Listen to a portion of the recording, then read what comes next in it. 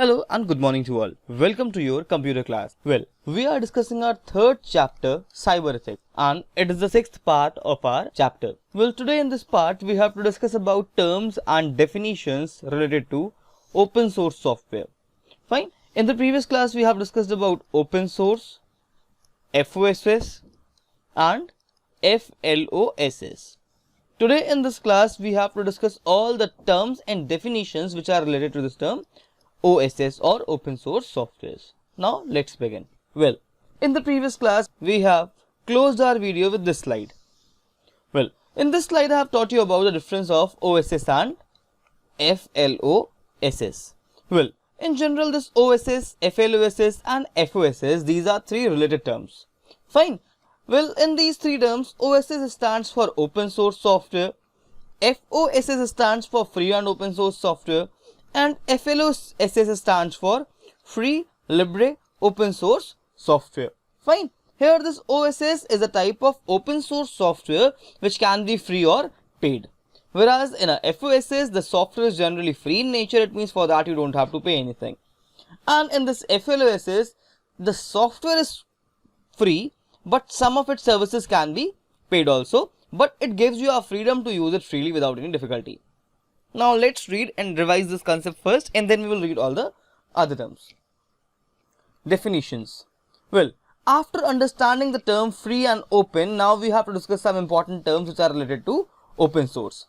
Fine. Over this side we have this term FOSS. First let's read this one.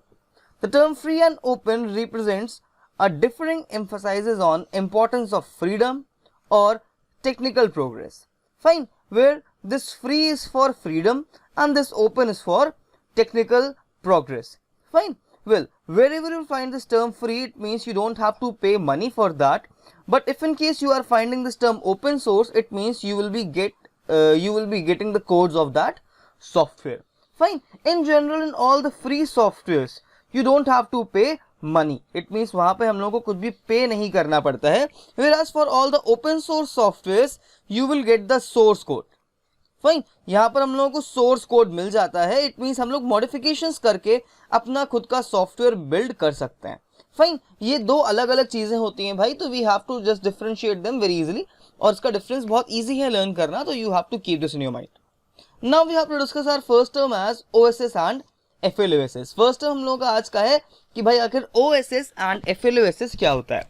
तो OSS generally refers to open source software, which refers to software whose source code is available to customer. मतलब क्या हुआ भाई, एक ऐसा software जिसका source code open है, fine, और anyone can use it. Anyone can use it. Fine. अब ये anyone कौन होगा? ये anyone वो होगा जो उस सॉफ्टवेयर को ओन कर रहा होगा या उस सॉफ्टवेयर को परचेज कर रहा होगा. फाइन. सपोज करो मैंने इंटरनेट से कोई भी ओपन सोर्स सॉफ्टवेयर परचेज करा, तो अब जब मैं उसको परचेज करूंगा तो मुझे साथ में उसके सोर्स कोड्स भी मिल जाएंगे. Fine. Let's talk about one of these most popular one. We have OpenOffice ORG. हम लोगों ने क्लास 9th में ट्रिपल पढ़ा था, ओपन ऑफिस ORG के बारे में पढ़ा था. अभी जो ओपन ऑफिस ORG है ये एक ओपन सोर्स सॉफ्टवेयर है. फाइन. ये एक ओपन सोर्स सॉफ्टवेयर है, तो जब तुम लोग इस सॉफ्टवेयर को यूज करते हो भाई, तो यहाँ पर एक फोल्डर जनरेट हो जाता है. उस फोल्डर में सारी कोड फाइल सारे रॉ फॉर्म में होती है. फाइन. मतलब उसमें हम लोग मॉडिफिकेशंस कर सकते हैं. First thing. Second most important thing, एक फ्री सॉफ्टवेयर भी. इट मींस इसके लिए हम लोगों को कुछ भी पे नहीं करना पड़ता है. Fine. Now source is available to customer and can be modified. Fine. And redistributed without any limitation. अभी जो हम लोगों ने इस लाइन को भी अंडरलाइन करा है, इसका मतलब क्या हुआ कि जो हमारे ओएसएस वाले सॉफ्टवेयर होते हैं, इनका सोर्स एक तो ओपन होता है, मतलब सबके लिए होता है, प्लस इसको हम लोग मॉडिफाई करके रीसेल कर सकते हैं अपना खुद का सॉफ्टवेयर प्रेजेंट करके. फाइन. इट मींस इसमें नॉर्मली हम लोग चेंजेस कर सकते हैं, जिसके लिए हम लोग को कोई भी एडिशनल पेमेंट पे नहीं करनी पड़ेगी. Fine. It is very simple. मतलब क्या हुआ भाई, एक बार तुमने सॉफ्टवेयर को परचेज करा, तो परचेज करने के बाद वो जो कॉपी तुमने परचेज करी है वो पूरी तरीके से तुम्हारी हो गई. अब उसमें तुम चाहे जो करो. Fine. Whether you are copying it, you are making some duplicate copies of that same.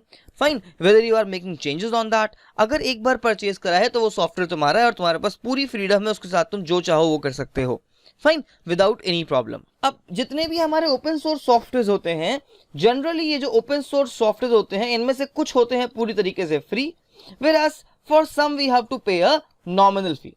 Fine, कुछ तो पूरी तरीके से फ्री होते हैं, लेकिन कुछ के लिए हम लोगों को एक नॉमिनल सी फी पे करनी होती है, जो कि nominal fee in general other software से कंपैरिजन में काफी ज्यादा कम होती है। Now let's read the second most important term, that is FLOSS। अब भाई FLOSS मैंने लास्ट में बताया था, यहाँ पर जो FL है इसका मतलब या तो होता है फ्री लिब्रे या फिर होता है फ्री लिवरे, और यहाँ पे फ्री लिब्रे या फ्री लिवरे का मतलब होता है लिबर्टी से।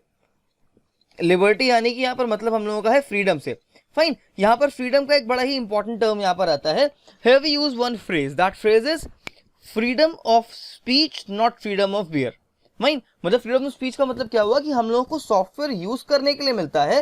फाइन, हम लोग उसको फ्रीली हर तरह से यूज कर सकते हैं, बट इसके लिए हम लोग पे नहीं कर रहे होते हैं। Fine, we can easily use that software without paying a single rupee for that. अब जरा समझते हैं भाई क्या हो गया। The term FLOSS is used to refer a software which is both free as well as open source। अब अगर कोई भी सॉफ्टवेयर पूरी तरीके से फ्री है और ओपन सोर्स है तो उसको हम लोग कह सकते हैं FLOSS, या फिर वो FLOSS की कैटेगरी में लाई करता है। Fine, well now there must be a confusion in your mind. तुम लोग सोच रहे होगे कि भाई अगर FLOSS भी फ्री और ओपन सोर्स है और FOSS भी फ्री और ओपन सोर्स है, तो दोनों में मेजर डिफरेंस क्या है? Fine, the only difference between FLOSS and FOSS is that कि जो हम लोगों का FOSS है, इस FOSS में कुछ सर्विसेज ऐसी होती हैं जिनके लिए हम लोगों को इन फ्यूचर पे करना पड़ सकता है। फाइन, सपोज करो तुमने मार्केट से एक सॉफ्टवेयर परचेज करा जो कि ओपन सोर्स नेचर का था। फाइन, अब तुमने लेट सपोज तुमने मार्केट से एक सॉफ्टवेयर डाउनलोड करा जो कि ओपन सोर्स नेचर का था। फाइन, वेल तुमने उस सॉफ्टवेयर को फ्री में डाउनलोड करा है, इट मींस अब तुम उसको प्रॉपर्ली यूज कर सकते हो। बट ऐसी पॉसिबिलिटी है कि भाई उसके अंदर हो सकता है कुछ टूल्स और प्लगइन्स हो जो कि पेड नेचर के हो, जिसको तुम लोग फ्री में यूज नहीं कर सकते हो, बट वो मॉडिफिकेशन सपोर्ट करता है। Fine, whereas on the other hand suppose we have a software which is fully free. Fine, जिसकी पूरी फंक्शनैलिटी फ्री है, जिसमें कोई भी चीज पेड नहीं है, तो वो चीज अपने आप आके लाई करेगी FLOSS की कैटेगरी में। Fine, whereas these both FLOSS and FOSS are a part of OSS। जो दोनों के दोनों हैं ये OSS का पार्ट होते हैं। फाइन, अगर इसमें कोई भी कंफ्यूजन हो तो एक बार इतने पोर्शन को रिवाइंड कर सकते हो और you can read this much of theory. Now let's move to our next most important term. अब यहाँ पर हम लोग कुछ इंपॉर्टेंट टर्म्स को डिस्कस करेंगे। फाइन, ये सारी की सारी टर्म्स जनरली एग्जाम में as a short answer, fine, या फिर डिफाइन द टर्म्स में, या फिर कभी कभी इनमें से कुछ MCQs या फिल इन द ब्लैंक के फॉर्म में भी क्वेश्चंस पूछे जाते हैं। Fine, our first term is GNU। अब जो फर्स्ट टर्म है इट इज GNU। अब ये GNU क्या होता है भाई? Well, this term GNU refers to GNUs not Unix। Fine, मतलब यहाँ पर GNU का फुल फॉर्म होता है GNUs not Unix। अब एक कंफ्यूजन आ रहा होगा माइंड में कि हम लोग यहाँ पर बात कर रहे हैं टर्म GNU की, और GNU के फुल फॉर्म में GNU कैसे आ गया? फाइन, वेल कंप्यूटर्स में और टेक्नोलॉजी में कुछ ऐसे भी टर्म्स हैं जो रिकर्सिव है नेचर में। Fine, we have terms which are recursive, मतलब उन टर्म्स के फुल फॉर्म में तुम लोगों को वो वाले टर्म्स फिर से देखने को मिल जाएंगे। For example let's talk about visa. क्या कभी किसी ने वीजा का फुल फॉर्म देखा है? Well if you haven't checked it then go check it once now. Fine, visa के फुल फॉर्म में जो टर्म वीजा है ये रिपीट करता है। फाइन, सिमिलरली GNU के फुल फॉर्म में भी ये जो टर्म है ये GNU एक टर्म रिपीट करता है। नाउ द बिगेस्ट क्वेश्चन कि भाई व्हाट इज GNU? फाइन, तो भाई GNU जो है ये बेसिकली एक ऑपरेटिंग सिस्टम है जिसको लॉन्च करा गया था अर्ली 90s में। फाइन, वेल जब यूनिक्स को लॉन्च करा गया तो यूनिक्स के कुछ टाइम बाद GNU को भी लॉन्च करा गया। फाइन, वेल बिकॉज दोनों का स्ट्रक्चर और थोड़ा सा वर्किंग पैटर्न सिमिलर था, इसलिए GNU कंपनी ने अपने GNU का फुल फॉर्म रखा GNUs not Unix। फाइन, ये इन लोगों की टैगलाइन भी थी जो बाद में काफी पॉपुलर हुई। फाइन, और ये जो GNU ये आज की तारीख में बहुत सारे सॉफ्टवेयर्स के लिए, बहुत सारे ऑपरेटिंग सिस्टम्स के लिए as a core OS work करता है। Fine, now let's read this. GNU project emphasizes on freedom। Fine, मतलब ये प्रॉपर्ली फ्रीडम का सपोर्ट करता है, यानी ये OSS के सारे टूल्स एंड फीचर्स का सपोर्ट करता है। The GNU project was initiated by Richard M. Stallman. Fine, मतलब इसको स्टार्ट करा था रिचर्ड M. स्टॉलमैन ने with an objective to create on operating system. Fine, मतलब इनका मेन ऑब्जेक्टिव था यहाँ पर एक ऑपरेटिंग सिस्टम या फिर एक OS को क्रिएट करना। Fine, with time GNU project expanded and now it is not limited to only an operating system. Fine, time के साथ साथ क्या हुआ भाई, ये जो GNU प्रोजेक्ट था ये एक्सपैंड होता चला गया और आज की डेट में it is not just an operating system, ये एक ऑपरेटिंग सिस्टम से काफी बड़ी चीज है जो कि बहुत सारे सॉफ्टवेयर और ऑपरेटिंग सिस्टम्स में एक इंपॉर्टेंट की कंपोनेंट की तरीके वर्क करता है। Fine, now it offers a wide range of software, इसमें बहुत सारे सॉफ्टवेयर प्रोवाइड करता है GNU, बहुत सारे एप्लीकेशंस प्रोवाइड करता है जिसको अलग अलग ऑपरेटिंग सिस्टम्स में एम्बेड करा जाता है। फाइन, अभी जो GNU हम लोगों ने अभी एक टर्म देखी भाई, ये GNU एक तरीके की ओपन सोर्स टेक्नोलॉजी है। फाइन, मतलब इसका सोर्स कोड मार्केट में अवेलेबल है और बाकी सारी कंपनीज इस सोर्स कोड को यूज करके अपने खुद के ऑपरेटिंग सिस्टम्स या फिर टूल्स को डेवलप कर सकते हैं। Then next we have FSF। अब भाई ये FSF क्या है भाई, ये भी FSF भी एक तरीके का ओपन सोर्स टूल है। Fine, well this FSF stands for free software foundation. भाई नेम से क्लियर हो गया कि ये क्या है, ये एक तरीके का फ्री सॉफ्टवेयर फाउंडेशन है, मतलब ये फ्री में सॉफ्टवेयर डेवलप करता है, यानी इन सॉफ्टवेयर के लिए हम लोगों को कुछ पे नहीं करना पड़ता है। तो भाई FSF is a non profit organization, ये एक नॉन प्रॉफिट ऑर्गेनाइजेशन है, यानी ये किसी भी टाइप का प्रॉफिट अर्न नहीं करना चाहती अपने प्रोडक्ट से। Fine, created for the purpose of supporting free software movement. Fine, ये फ्री में सॉफ्टवेयर को बेचने और डेवलप करने के लिए स्टार्ट करी गई थी। Richard Stallman founded FSF in 1985 to support GNU project and GNU licenses। जब रिचर्ड स्टॉलमैन ने GNU को डेवलप करा तो भाई उन लोगों ने साथ में ही FSF को भी क्रिएट करा। अब ये FSF यहाँ पर क्या था भाई, FSF एक नॉन प्रॉफिट ऑर्गेनाइजेशन थी जो क्या कर रही थी, GNU के लिए सॉफ्टवेयर डेवलप करने का काम कर रही थी। Fine, nowadays it also works on legal and structural issues for the free software community. Fine, आज की डेट में जो FSF है ये जितने भी लीगल इश्यूज होते हैं या स्ट्रक्चरल इश्यूज होते हैं उनको मैनेज करती है फ्री सॉफ्टवेयर कम्युनिटीज में। Fine, then next we have OSI। Fine, अब ये OSI क्या है भाई, ये भी एक तरीके का ओपन सोर्स इनिशिएटिव है। Well this OSI stands for open source initiative. Fine, अब ओपन सोर्स इनिशिएटिव भाई क्या था, it is an organization dedicated to cause of promoting open source software. ये एक ऑर्गेनाइजेशन थी जिसका मेन काम था जितने भी ओपन सोर्स टूल्स और सॉफ्टवेयर उस टाइम पे मार्केट में अवेलेबल थे, यानी 1990s के आसपास, उन सारे सॉफ्टवेयर्स को प्रमोट करना और उनकी मार्केट में प्रॉपर सेल्स को मेंटेन रखना। फाइन, तो भाई इसको किसने बनाया था, तो Bruce Perens and Eric Raymond, ये दोनों नाम याद रखने हैं हम लोगों को, Bruce Perens and Eric Raymond. फिर से हाईलाइट कर देता हूं मैं, that is Bruce Perens and Eric Raymond, इन दोनों ने मिलकर के OSI फाउंडेशन को बनाया था। फाइन, और इसको बनाया गया था 1998 फरवरी में। Now next, OSI specifies the criteria for open source software and properly defines the terms and specifications of open source softwares। अब इस OSI के अंदर में बेसिकली OSI क्या है, ये कुछ सेट ऑफ रूल्स हैं। अब जितने भी सॉफ्टवेयर्स OSS की कैटेगरी में आते हैं, यानी जितने भी सॉफ्टवेयर्स ओपन सोर्स सॉफ्टवेयर होते हैं उनको इन सारे रूल्स एंड कंडीशंस को फॉलो करना चाहिए। Fine, open source doesn't mean access to source code. अब यहाँ पर ओपन सोर्स का सिर्फ मतलब यही नहीं होता है कि हम लोग वहाँ पर सोर्स कोड को प्रोवाइड कर दें, साथ ही साथ उसके साथ आने वाले बहुत सारे राइट्स भी हैं जो वहाँ पर अवेलेबल होने चाहिए। The distribution term of open source software must comply with the open source definition by OSI। अब अगर किसी भी सॉफ्टवेयर को ओपन सोर्स की कैटेगरी में आना है तो उसको सिर्फ और सिर्फ सोर्स कोड नहीं प्रोवाइड करना है, साथ ही साथ उसको मॉडिफिकेशन के राइट्स, चेंजेस के राइट्स, रिडिस्ट्रीब्यूशन के राइट्स भी प्रोवाइड करने हैं जो कि OSI मॉडल में या OSI में प्रॉपर्ली डिफाइन करे गए हैं।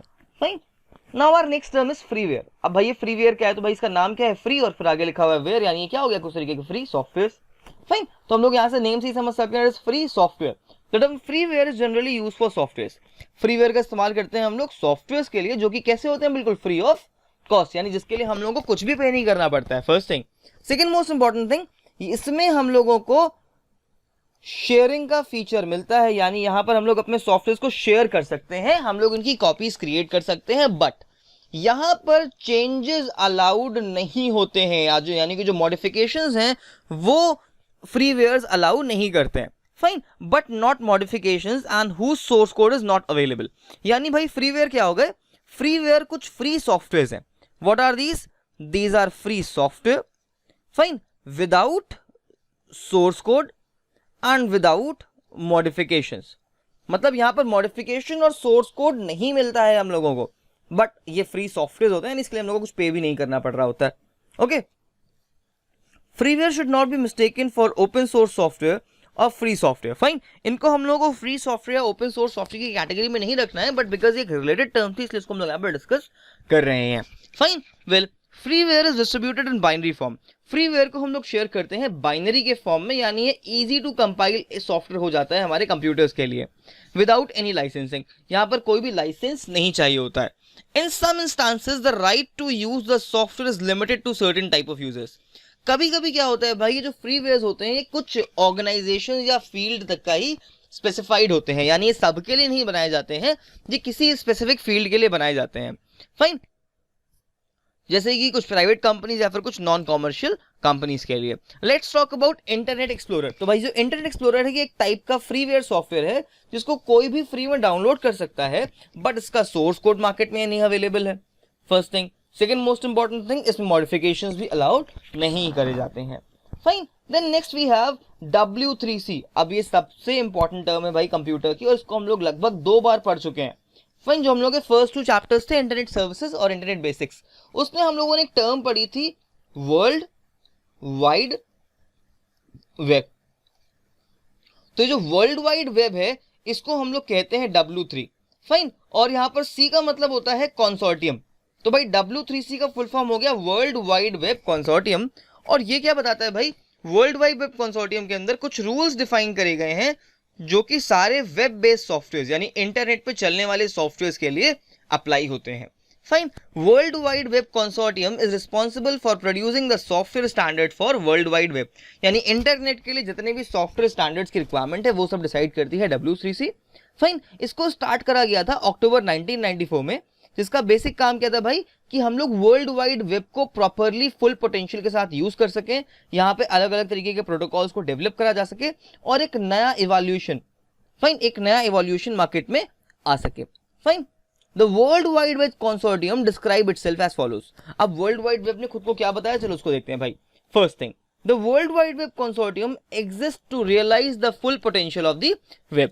फाइन, मतलब इनका मेन मोटो क्या है, इनका मेन एम है ताकि हम लोग नेट को प्रॉपरली उसके फुल एंड तक या एक्सटेंड तक यूज कर सकें।